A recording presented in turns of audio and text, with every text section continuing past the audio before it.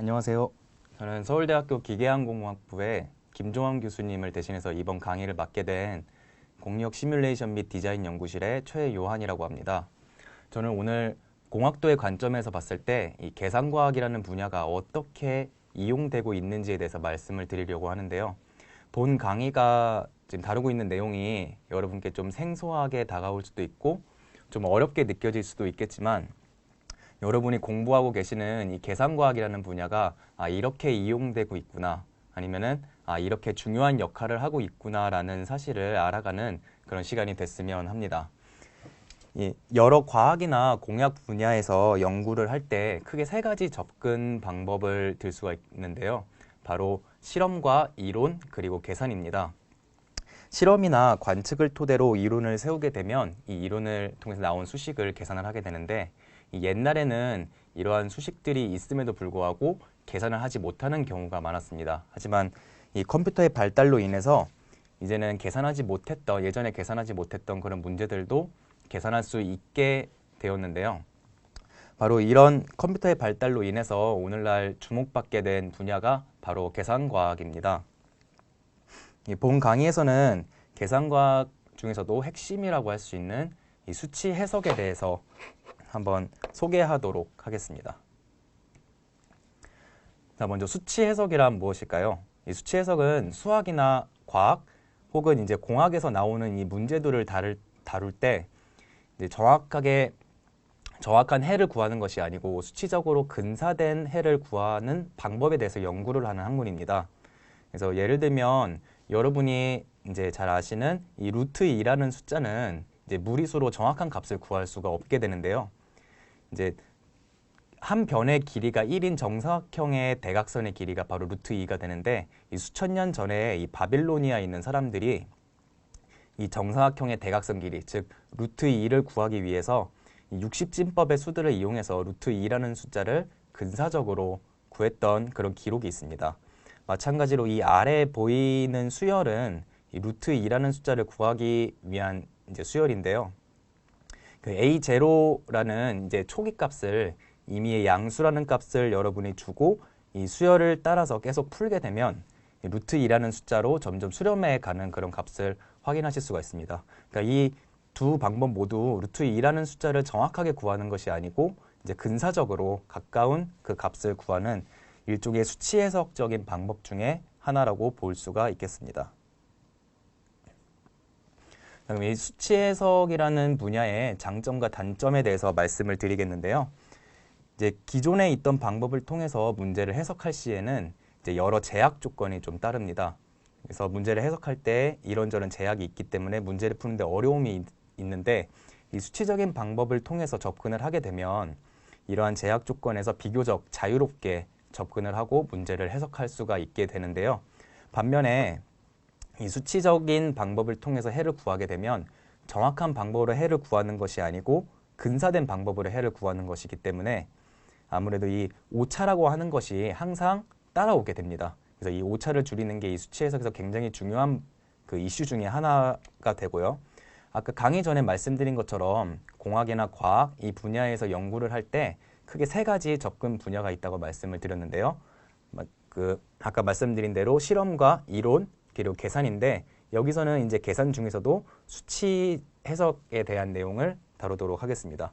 일단 이 실험은 이제 그 실제 물리 현상을 있는 그대로 이제 모사를 할 수 있다, 반영을 한다는 그런 장점이 있는데요. 반면에 이 실험을 하기 위해서는 실험 장비가 필요하고, 그리고 이 실험 장비의 정확도도 신경을 써야 되고요. 그리고 이제 관측을 이제 특정을 할 때 이 측정이 얼마나 정확하게 되는지도 신경을 써야 되고, 이 실험 기구들을 작동시키는데 드는 비용과 그런 시간들을 고려해야 되는 그런 단점이 있습니다.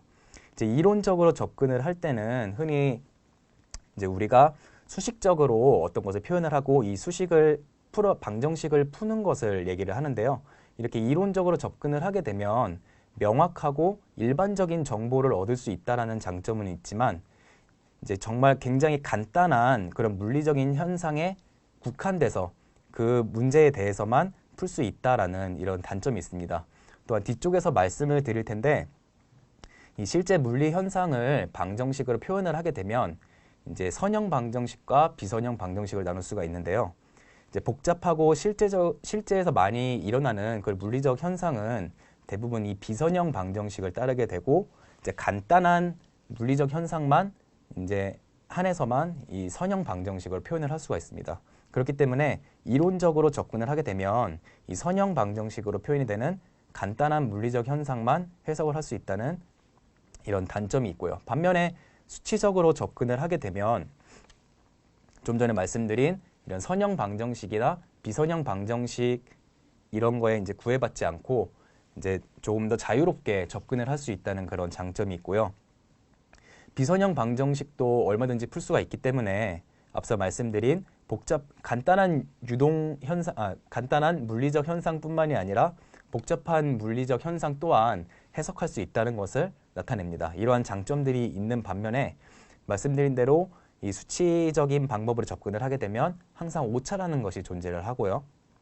그리고 컴퓨터를 이용해서 계산을 하게 되면 이제 계산을 하는데 드는 시간과 계산을 하는데 드는 비용, 이제 그런 계산 자원들이 소모된다는 그런 단점 또한 존재를 하게 됩니다. 이 수치 해석이라는 분야에서 이제 전반적으로 가지고 있는 이제 목표가 무엇이냐 하면은 이제 우리들이 흔히 공학이나 과학 이런 데서 흔히 볼 수 있는 그런 실제적인 물리적인 그런 현상을 풀 때 어려운 문제들을 이렇게 풀 때 근사적인 해를 주긴 하지만 그래도 최대한 정확한 해를 줄 수 있는 그러한 수치적인 방법을 개발하고 이를 이제 연구하는 것이 이 수치 해석 분야의 이제 전반적인 목표라고 할 수 있겠는데요. 이 수치 해석 분야가 적용되어 있는 여러 가지 몇 가지 예를 드리면 첫 번째로 여러분이 많이 쓰시는 이제 구글 페이지를 들 수가 있습니다. 이 구글에서 검색을 할 때는 이제 다른 사이트와는 다르게 페이지 랭크라는 방법을 쓰게 되는데요. 이 페이지 랭크라는 것은 검색을 했을 때 나타나는 그 페이지들의 말 그대로 랭킹을 매겨서 랭킹이 높은 순서대로 검색 그 순위에 나오도록 하는 그런 방식입니다. 그래서 여러분이 그 검색을 했을 때 조금 더 원하는 정보, 정확한 정보를 찾을 수 있도록 해주고요. 이러한 페이지 랭크 방법을 이제 적용을 할 때는 굉장히 큰 행렬 연산을 해야 됩니다. 그래서 이런 행렬 연산을 할 때도 마찬가지로 수치적인 기법이 필요하게 되고요. 그리고 이제 항공사 같은 경우에는 이제 티켓 가격을 얼마로 하느냐, 비행기는 몇 대를 배치를 하느냐, 그리고 승무원은 몇 명을 배치를 하느냐, 연료는 얼마나 주어야 이제 우리 항공사의 이제 이익이 최대가 되겠는가 하는 그런 알고리즘을 계산하는 데 있어서도 수치적인 이런 방법이 적용이 됩니다.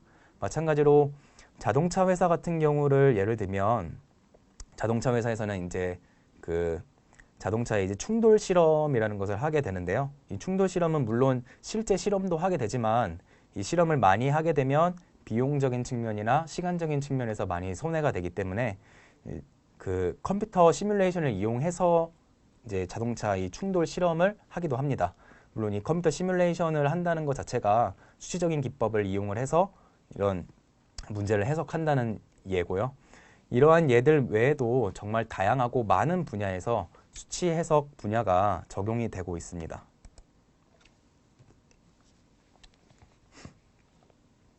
네, 수치 해석에 대한 간단한 역사를 말씀드리면요. 1950년대 전에서는 이제 주로 계산을 할 때 알려져 있는 방법들을 이용을 해서 이제 문제를 해석을 하게 됩니다. 이제 뭐 선형 보관법이라든지 아니면 뉴턴 방법이라든지 아니면 가우스 소거법 이렇게 잘 알려진 방법들을 이용해서 계산을 하게 되는데 대신에 이제 어떻게 계산을 하게 되냐면은 주로 사람이 손으로 계산을 하던가 아니면은 주판을 이용을 하거나 아니면 데이터들이 적혀 있는 그런 자료들을 이용을 해서 계산을 했던 게 1950년대 이전의 계산 수치 해석의 그런 모습이었다면요. 1950년대 이후로는 컴퓨터가 발달을 하게 되면서 그리고 이 컴퓨터가 굉장히 빠른 속도로 이 성능이 좋아짐에 따라서 이 수치 해석 분야도 마찬가지로 이와 동시에 이제 여러 기법들이 개발이 되고 이 수치 해석 분야에 대한 정말 너무나도 많은 다양한 연구들이 동시에 진행이 되어 왔습니다. 네, 다음으로는 이 수치 해석이 어떠한 과정으로 진행이 되는지에 대해서 간단하게 말씀을 드리겠는데요. 일단 이제 여러분이 해석하고 싶은, 우리가 해석하고 싶은 그 실제 물리 현상에 대해서 문제를 설정을 하고, 그리고 이 문제 설정이 되면 이제 그 중에서도 우리가 알고 싶은 특정 물리 현상을 보기 위해서 이 물리적인 모델을 좀 간략화할 필요가 있습니다. 예를 들면 여러분 고등학교 때 물리를 배우실 때 뭐 공을 던져서 포물선을 그리는 그런 문제 같은 거 많이 푸셨을 텐데요. 그런 문제 같은 경우에는 주로 가정이 어떤 게 돼 있냐면은 이제 공을 질점으로 본다든지 아니면은 공기 저항 같은 그런 걸 이제 외부의 영향을 무시해서 공이 순수하게 중력의 영향만으로 날아가는 그런 운동을 모사하는 이렇게 좀 간략화되어 있는 이런 물리적인 모델이라고 볼 수가 있는데요.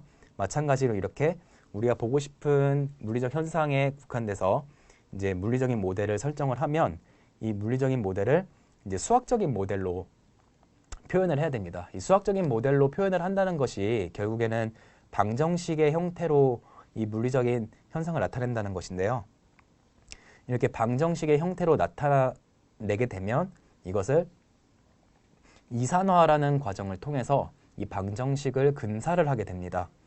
그래서 이렇게 방정식을 근사시키고 나면 이제 앞서 소개해드린 그런 수치적인 방법들을 이용을 해서 이 문제를 해석을 해서 우리가 원하는 그런 물리적인 현상을 이 수치적인 방법으로 이제 해석을 하게 됩니다.